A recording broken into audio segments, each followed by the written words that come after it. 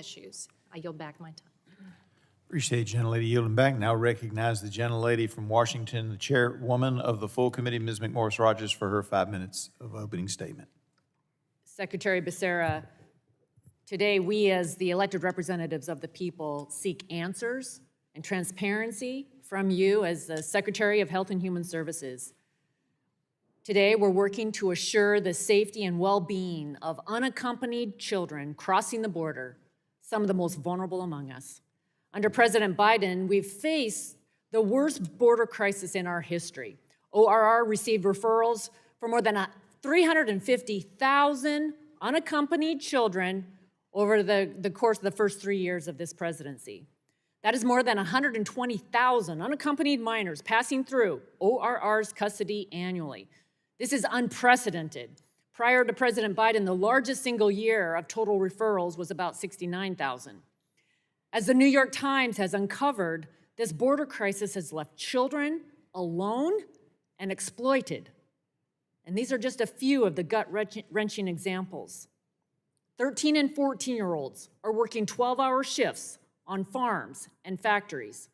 Children dropping out of school or never signing up because they owe a debt to the smuggler that trafficked them. Children running away from their sponsors, the ones that ORR placed them with because they were being sold for sex. We're going to talk a lot about the 85,000 children that ORR could not contact after placement.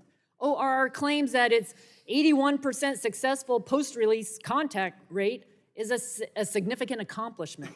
It's not a success. When the agency has lost contact with a third of the migrant children during the first 2 years of the Biden administration. And the post-release follow-up is already a low bar. ORR considers it a success if they merely speak with a child or a sponsor over the phone.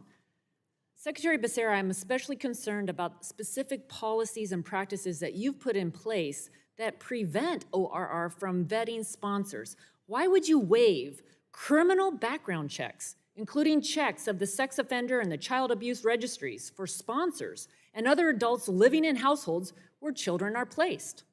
Why would you allow, under your watch, digital fingerprinting to confirm the identity of the sponsors to drop by 55%? Why would you allow at least 30,000 minors to be handed over to someone ORR knows that they're not related to?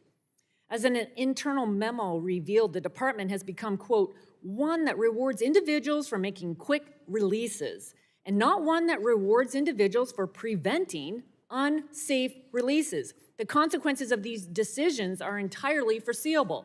And again, thanks to the New York Times, we know that reports reached your desk that children were at risk. The American people must know how you could possibly have ignored these warning signs and continue to put more children in danger of exploitation.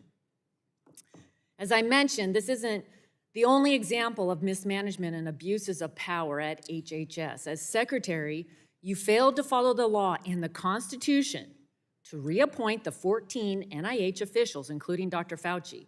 As a result, they exercised power and authority they didn't legally have in approving billions of dollars in taxpayer-funded grants. There's a crisis of confidence at our public health agencies, including CDC, FDA, and NIH. CMS is denying seniors approved Alzheimer's medications and dragging its feet on meaningful price transparency rules to lower drug costs. The FDA's baby formula shortage caused panic and harm to mothers, fathers, and children across the nation. And you failed to provide us the transparency for President Biden's radical spending agenda that fueled record-breaking inflation. And the HHS OIG just reported a massive amount of fraud and waste in the COVID-19 uninsured program, which grew dramatically under your watch. For the sake of time, I won't go on. But I'll close by saying this. HHS has lost sight of its mission. As Chair Griffith said, there seems to be more concern with politics and power than the American people's safety and well-being. And I'm very concerned about a culture of arrogance and lawlessness. As I started, we're the elected representatives of the people. And we are demanding transparency and responsiveness. This culture must change, and it must change at the very top, starting with your leadership and taking responsibility for your actions. You're testifying before the committee under oath. We expect and need honest and complete answers for what has happened.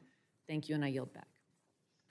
Gentlelady yields back and now recognize the ranking member of the full committee, Mr. Pallone, for his